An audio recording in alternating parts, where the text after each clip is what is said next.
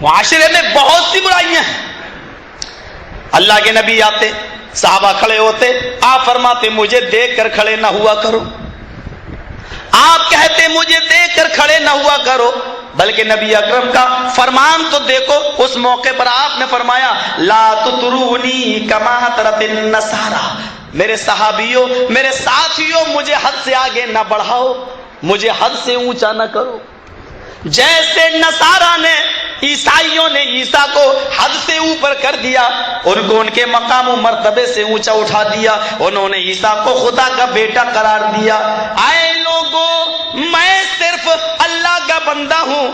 آپ نے فرمایا عبداللہ ورسولہ فقولوا عبداللہ ورسولہ, میں صرف اللہ کا بندہ اور اس کا رسول ہوں, تو تم مجھے پہلے اللہ کا بندہ مانو پھر اللہ کا رسول مانو. اور اسی ترتیب سے آپ نے کلمہ بھی سکھلایا التحیات میں, تو یہ فرمایا کہ میری رسول کی حیثیت کو بعد میں پیش کرنا, پہلے میرے عبدیت, میرے بندے کی حیثیت کو پہلے ظاہر کرنا, کیونکہ میں محمد ابن عبداللہ پہلے ہوں اور محمد رسول اللہ تو 40 سال کے بعد بنایا گیا ہوں. رسول اللہ تو 40 سال کے بعد بنایا گیا ہوں. پھر آپ کلمہ پڑھتے ہیں, التحیات پڑھتے ہیں, تو اسی ترتیب سے جس میں غلو نہیں ہے فرمایا اشہد ان محمدًا عبدہ ورسولہ, اس بات کی گواہی دیتا ہے انسان کہ محمد اللہ کے بندے اور اس کے رسول ہیں. یہ حیثیت ہے آپ کی. اور آپ کی حیثیت بتاؤں, محمد ابن عبداللہ, دو چیزیں ہیں, اشہد ان محمدً عبدہ ورسولہ, یہ دو حیثیتیں خود ہی بتا دی. میں پہلے محمد ابن عبداللہ ہوں اور بعد میں محمد رسول اللہ ہوں. پھر آپ نے کیا فرمایا, اللہ کیا فرماتا ہے ما آتاکم الرسول فخذوہ, میرا رسول تمہیں جو دے وہ لے لو. اللہ نے یہ نہیں کہا کہ میرا محمد جو دے وہ لے لو, اللہ نے یہ نہیں کہا, یعنی اس حیثیت کا ذکر نہیں کیا جو ابن عبداللہ کی حیثیت ہے, بلکہ اللہ نے اس حیثیت کا ذکر کیا جو اللہ نے دی ہے. ما آتاکم الرسول فخذوہ, جو رسول دے وہ لے لو. اور رسول من حیث الرسول, جو دے وہ ہر حال میں لینا ہے, اور من حیث البشر, جو دیں اس کو لینے اور نہ لینے میں اختیار ہے. دلیل مسلم شریف کی روایت ہے. حضرت رافع ابن خدیج اس حدیث کے راوی ہیں. ذرا اس حدیث کو آپ اپنے سامنے رکھیے اور نبی اکرم کی دونوں حیثیتوں کو دیکھیے. اللہ کے نبی صلی اللہ علیہ وسلم کی وہ حدیث, حضرت رافع ابن خدیج اس حدیث کے راوی ہیں, فرماتے لما قدم نبی اللہ صلی اللہ علیہ وسلم المدینہ وهم یعبرون النخل, جب اللہ کے نبی مدینہ میں تشریف لائے تو مدینہ کے لوگ کیا کرتے تھے, کھجور کی قلم کاری کیا کرتے تھے. قلم کاری سمجھتے ہیں, کھجور کی قلم کاری کیا کرتے تھے. کیا کرتے تھے, کہتے تھے یہ نر کھجور کا گابھا ہے, یہ مادہ کھجور کا گابھا ہے, یعنی وہ کھجوروں میں بھی نر اور مادہ بنا لیا کرتے تھے. کہتے تھے یہ نر کھجور کا گابھا ہے, یہ مادہ کھجور, اور دونوں کو چپکا کر, دونوں کو ملا کر زمین میں بوتے تھے, زمین میں گاڑتے تھے. اور ان کا عقیدہ یہ تھا کہ یہ نر اور مادہ, جیسے میاں اور بیوی کے ملاپ سے بچے پیدا ہوتے ہیں, ایسے ہی نر اور مادہ کھجور کے گابھے کو جب ہم زمین میں دفن کریں گے تو اس سے بہت زیادہ کھجوریں پیدا ہوں گی. یہ ان کا مدینہ میں یہ ان کا حال تھا. وَهُمْ يَعْبِرُونَ النَّخْلَ, تو مدینے والے یہ کام کیا کرتے تھے, نر کھجور کے گابے کو مادہ کھجور کے گابے سے ملا دیا کرتے تھے اور زمین پر بوتے تھے, اور یہ عقیدہ تھا ان کا کہ اس سے زیادہ کھجوریں پیدا ہوں گی. اللہ کے نبی نے جب یہ دیکھا تو پوچھا ماذا تصنعون, مسلم شریف کے الفاظ ہے ماذا تصنعون, یہ تم کیا کرتے ہو, یہ تم کیا کر رہے ہو. مسلم کے الفاظ ماذا تصنعون, یہ تم کیا کرتے ہو. تو ان صحابہ نے بیان کیا کننا نصنعہ, ہم تو ایسا ہی کرتے چلے آ رہے ہیں. کننا داخل ہے فعل مضارع پر, یعنی یہ ہمارا کوئی آج کا معمول نہیں کہ آپ آئے. کننا نصنعہ, ہم تو ایسا کرتے چلے آ رہے ہیں باپ دادا کے زمانے سے, ایسا ہم برابر کرتے چلے آ رہے ہیں باپ دادا کے زمانے سے. کانا فعل مضارع پر داخل ہو جائے تو وہ استمرار, کنٹینیو, ریگولر.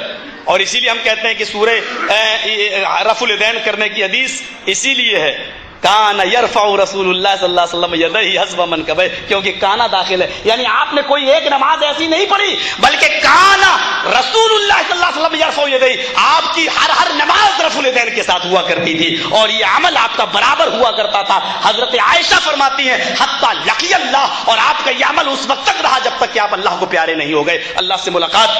اب وہ حدیث, وہ دلیل گئی تمہاری کہ پہلے بت لے کے آتے تھے اس لیے رفع الیدین کرتے تھے, بعد میں منع کر دیا. حضرت عائشہ نے کہا حتی لقی اللہ, آپ کی رفع الیدین کی نماز اس وقت تک پڑھی گئی جب تک کہ آپ اللہ کو پیارے نہیں ہو گئے. بچ کے نہیں جاؤ گے حدیث قرآن سے. قرآن و حدیث پڑھنے اور پڑھانے کا حق صرف اہل حدیث کو حاصل ہے.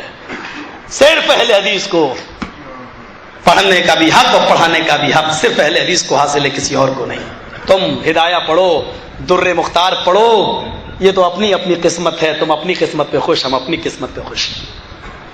جلنے کی ضرورت نہیں. کنا نصنعہ, ہم تو ایسا کرتے چلے آ رہے ہیں برابر. اللہ کے نبی صلی اللہ علیہ وسلم فرماتے ہیں لو لم تفعلوه لکان خیرا. دیکھیے مسلم کے الفاظ, لو لم تفعلوه لکان خیرا, اگر تم ایسا نہ کرتے تو اچھا ہوتا. آپ نے یہ نہیں کہا مت کرو, آپ نے تاکید کے ساتھ یہ نہیں کہا کہ مت کرو. آپ نے کہا یہ نر یہ مادہ, کھجور میں بھی نر مادہ ہوتے ہیں کیا؟ آپ نے کہا کہ لو لم تفعلوا لکان خیرا, اگر تم ایسا نہ کرو تو اچھا ہو. لکان خیرا تو اچھا ہوتا اگر تم ایسا نہ کرتے. اب مسلم کے الفاظ دیکھو, فترکوہ, انہوں نے چھوڑ دیا. اللہ کے نبی نے جب فرمایا کہ تم ایسا نہ کرتے تو اچھا ہوتا, فترکوہ, تو انہوں نے چھوڑ دیا, نہیں کیا. اب انہوں نے نر مادہ نہیں بنائے, گاڑتے چلے گئے, بوتے چلے گئے. ایک طرف سے نر مادہ نہیں بنایا, ایک طرف سے زمین میں ڈال دیا. فنقصت, کھجوروں میں نقصان ہو گیا. اب غور کرو کیا ہوگا معاملہ. شروع سے باپ دادا کے زمانے سے وہ ایسا کرتے چلے آ رہے تھے, کھجوریں زیادہ پیدا ہو رہی تھی. اللہ کے نبی نے کہا اگر تم ایسا نہ کرتے تو بہتر ہوتا, اور انہوں نے چھوڑ دیا تو کھجوروں میں نقصان ہو گیا. آج کے اس دور کا اگر کوئی کٹھ ملا ہوتا, قبر پرست, مردہ پرست, تو کیا کرتا؟ اندازہ لگائیے گا. جو 4 سال 6 سال مسجد میں گیا, رب حبلی من الصالحین دعا کر رہا, اور اللہ بیٹا بیٹی اس کو کچھ نہیں دے رہا ہے, اور ایک بار چلا جائے مزار پر. آپ کے ہاں کے باباؤں کے نام نہیں معلوم ہے, چھتری والا بابا سنا تھا علامہ احسان اللہ ظہیر سے, بس وہی ایک نام معلوم ہے مجھے. اب آپ اپنے باباؤں پر قیاس کر لو, ایک بار چلا جائے اور بیٹا ہو جائے تو اس کا عقیدہ جمے گا یا نہیں جمے گا؟ دیکھو 6 سال سے جا رہا ہوں مسجد میں, نہیں دے رہا, بابا کے پاس 1 سال آیا ہوں تو مل گیا. ان کے عقیدے دیکھو, کننا نصنعہ, ہم تو ایسا کرتے چلے آ رہے. آپ نے کہا اگر ایسا نہ کرتے تو اچھا ہوتا, انہوں نے چھوڑ دیا نبی کے کہنے پر. فنقصت, اور اسی سال کھجوروں میں نقصان پیدا ہو گیا. فذکروہ لہ, انہوں نے شکایت کی اللہ کے رسول دیکھیے میں ایسا کرتا تھا تو ایسا ہوتا تھا, اور آپ نے کہا کہ کہنے پر میں نے چھوڑ دیا تو نقصان ہو گیا. اللہ کے نبی صلی اللہ علیہ وسلم نے کیا فرمایا, وہ سننے کے لائق ہے, وہ سننے کے لائق. آپ نے فرمایا انما انا بشر اذا امرتکم بشیء من امر دینکم فخذوہ بہ وَإِذَا مَرْتُكُمْ بِالشَّيْءٍ مِّنْ أَمْرِ دُنْيَاكُمْ فَإِنَّمَا أَنَا بَشَرٌ. یہ مسلم کے الفاظ ہیں. لوگوں میرے منع کرنے سے تم مان گئے, کھجوروں میں نقصان پیدا ہو گیا, یہ میں نے انسان ہونے کے ناطے سے, بشر ہونے کے ناطے سے تمہیں مشورہ دیا. اذا امرتکم بالشیء من امر دینکم, جب میں تمہیں تمہارے دین کی کوئی بات بتاؤں تو اس کو لے لیا کرو, کیونکہ وہ میں تمہیں رسول ہونے کی حیثیت سے بتاؤں گا, بشر ہونے کی حیثیت سے نہیں. وہ میں رسول اللہ ہونے کی حیثیت سے بتاؤں گا, میں تمہیں ابن عبداللہ کی حیثیت سے نہیں. اور جب میں تمہیں تمہارے دنیا کا کوئی معاملہ بتاؤں, تمہارے کاروبار سے تعلق رکھنے والا جب میں تمہیں کوئی معاملہ بتاؤں, فإنما أنا بشر, تو مجھے بھی ایک انسان سمجھو, مجھ سے بھی غلطی ہو جاتی ہے. اگر یہ نقصان تمہیں ہوا ہے تو یہ میرے مشورے کی وجہ سے, یہ میں نے رسول ہونے کی حیثیت سے نہیں بلکہ ابن عبداللہ ہونے کی حیثیت سے بتایا تھا, تو میری بات چھوڑ سکتے ہو. یہ حدیث بتلا رہی ہے کہ آپ نے اپنی دونوں حیثیتوں کو لوگوں کے سامنے ظاہر کر دیا اور کہہ دیا کہ جب میں انسانیت کے مقام سے کوئی بات کہوں تو تم اس کو لے بھی سکتے ہو اور چھوڑ بھی سکتے ہو, جب میں تمہیں رسول ہونے کی حیثیت سے کوئی بات دوں تو اس کو چھوڑ نہیں سکتے. اس لیے آپ نے آمین ہونے کی جو دلائل کتاب و سنت میں موجود ہیں وہ آپ نے بشر ہونے کی حیثیت سے نہیں دیے, رسول ہونے کی حیثیت سے دیے, وہ آپ کو لینا پڑیں گے. رفع دین کے جو حکام موجود ہیں وہ رسول ہونے کی حیثیت سے دیے, وہ ماننا پڑیں گے. آج رکعت تراویح کا جہاں تک مسئلہ ہے میرے بھائی, وہ آپ نے بشر ہونے کی حیثیت سے نہیں بلکہ محمد رسول اللہ ہونے کی حیثیت سے دیے ہیں, اس لیے وہ ہمیں اور آپ کو ہر حال میں لینا پڑے گا. ایک دلیل اور دے دیتا ہوں بخاری شریف کی. حضرت مغیث کو اپنی بیوی بریرہ سے بڑی محبت تھی. لیکن دونوں غلام تھے، مغیث بھی اور بریرہ بھی۔ شریعت کا یہ قانون آج بھی ہے، لیکن اب غلامی نہیں چلتی ہے۔ اگر شوہر اور بیوی دونوں کسی مالک کے غلام ہوں اور ان دونوں میں سے جو بھی پہلے آزاد ہو جائے، یعنی شوہر آزاد ہو جائے، تو وہ چاہے تو کسی دوسری لڑکی سے شادی، آزاد عورت سے شادی کر سکتا ہے، یا اگر پہلے بیوی آزاد ہو جائے تو بیوی اپنے غلام شوہر کو چھوڑ سکتی ہے اور دوسرے آزاد مرد سے شادی کر سکتی ہے۔ یہ شریعت کا مسئلہ ہے۔ مغیث اور بریرہ دونوں غلام تھے، مالک نے بریرہ کو پہلے آزاد کر دیا۔ اب بریرہ کو آزادی جب مل گئی، بخاری کی روایت ہے، زید عمر بکر کی کتاب کی نہیں ہے، ایسی کتابیں تو آپ کو سڑکوں پہ مل جائیں گی۔ بخاری شریف اصح الکتب بعد کتاب اللہ، 6 لاکھ حدیثوں میں سے چھانٹ کر جس کو امام بخاری نے درج کیا ہے، 16 سال کی محنت میں درج کیا ہے۔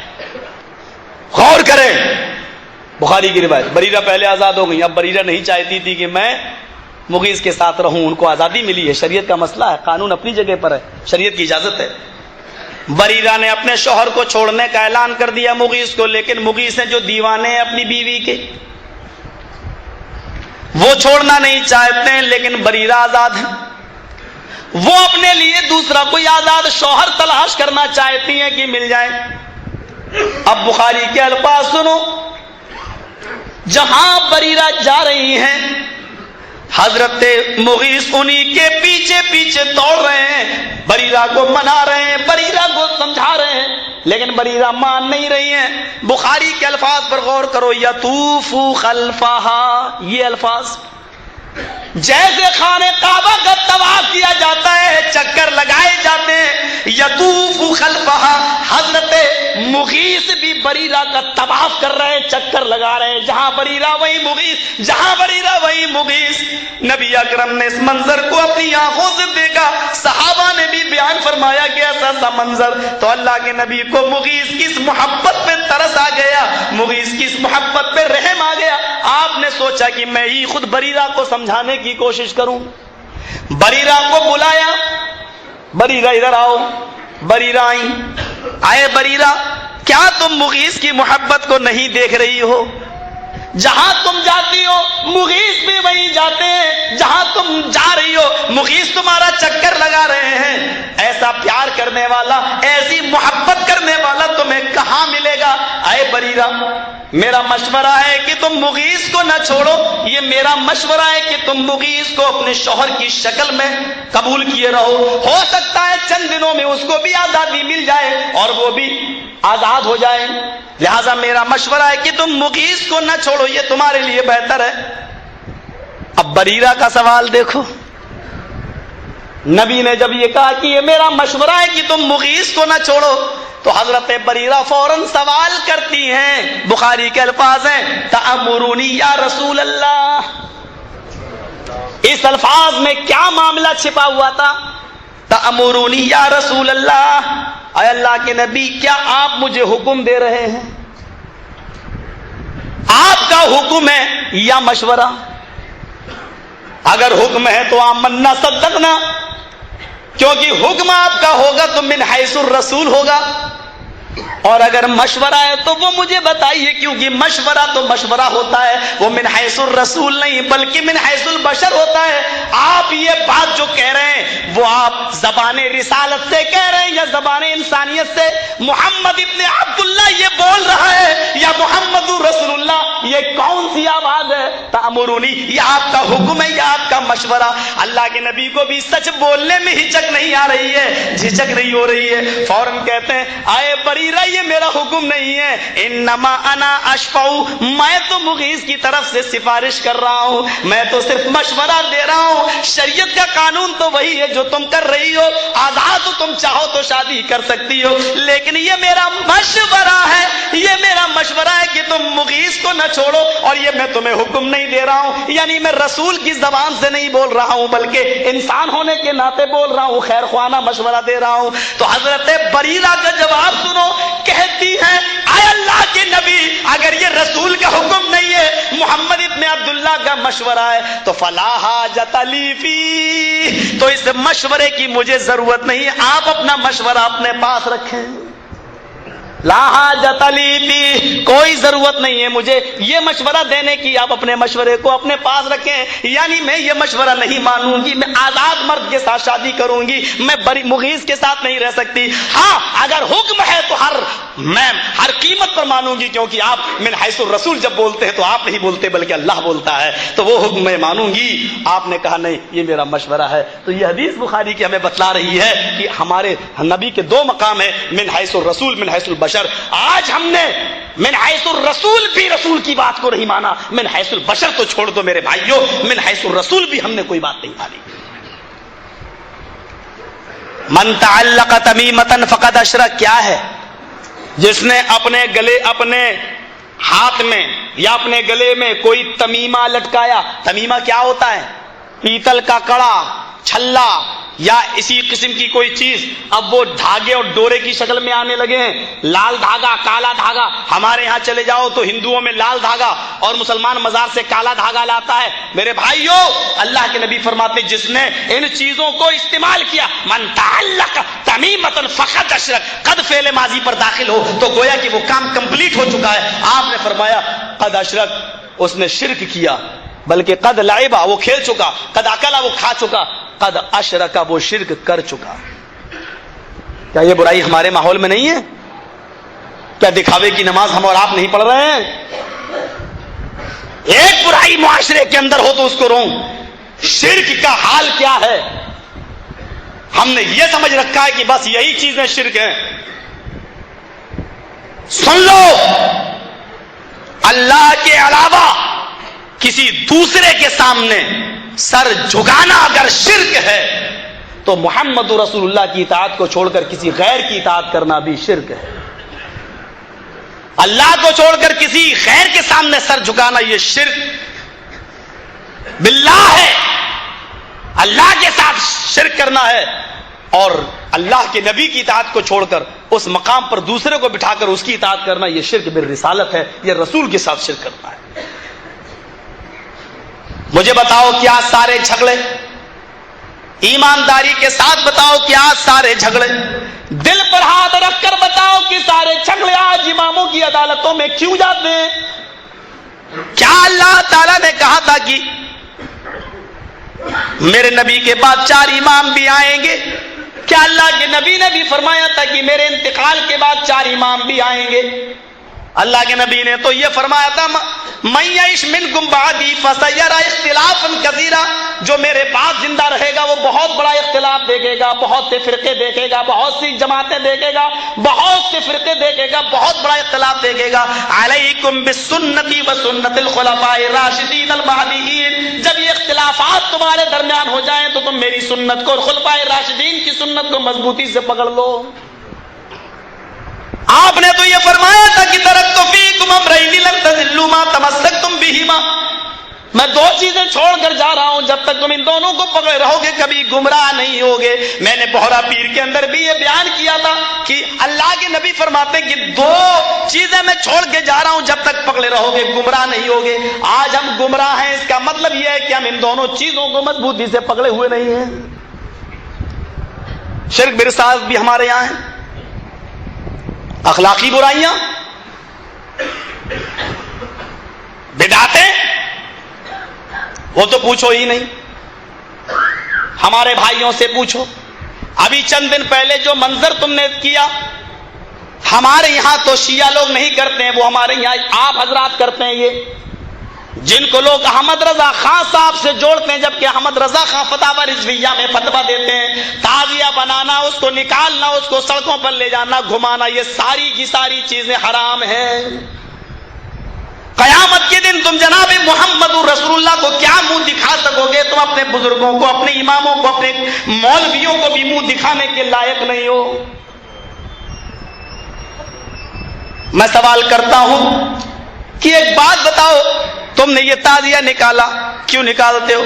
کہنے لگے حسین کا ماتم کرتے ہیں۔